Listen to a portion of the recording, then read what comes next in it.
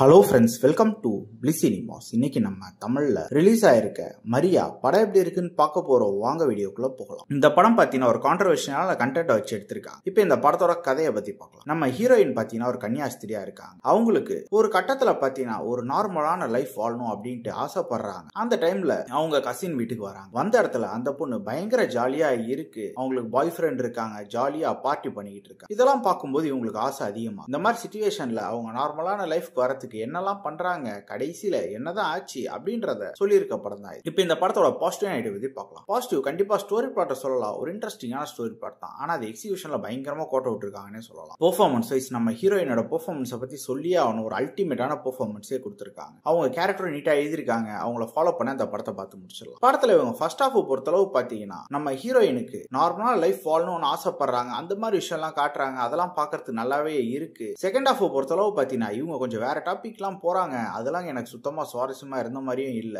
இவங்க நார்மலா லைஃப் வாழணும்னா இவங்க நார்மலாவே எழுதிட்டு போயிடலாம். இதுக்கு எதுக்கு தீய வழிபாடு இப்படிலாம் போறாங்கன்றதும் நமக்கு புரியல. டெக்னிக்கலி இந்த படம் கண்டிப்பா நல்லாவே இருந்தது. சினிமோகிராஃபிலாம் சூப்பராகவே பண்ணி கொடுத்திருந்தாங்க. சவுண்ட் எஃபெக்ட்ஸ் பிஜிஎம் நல்லாவே இருந்தது. ஸ்கிரீன் பிளேஸ் பார்த்தீங்கன்னா ஆல்ரெடி சொன்ன மாதிரி ஃபர்ஸ்ட் ஹாஃப் பொறுத்தவரை ஓரளவு ஓகேவா போகுது. செகண்ட் ஹாஃப்ல பயங்கரமா கோட்டை விட்டுருக்காங்க. அது மட்டும் இல்லாம படமே ஸ்லோவா தான் போகுது. ஓவராலா பார்த்தீங்கன்னா ஒரு ஒன் டைம் வாட்சபிள் படம் தான். வேணும்னா ட்ரை பண்ணி பாருங்க. இன்னொரு வீடியோல சந்திக்கலாம்.